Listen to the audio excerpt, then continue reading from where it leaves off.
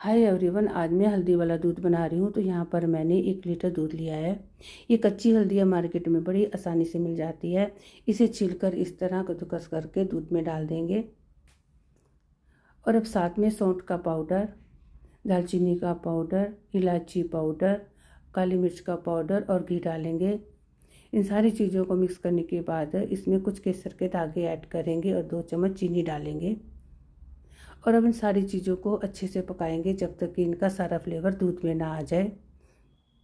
अब दूध हमारा अच्छे से पक गया है। अब एक बार इसे छान लेंगे।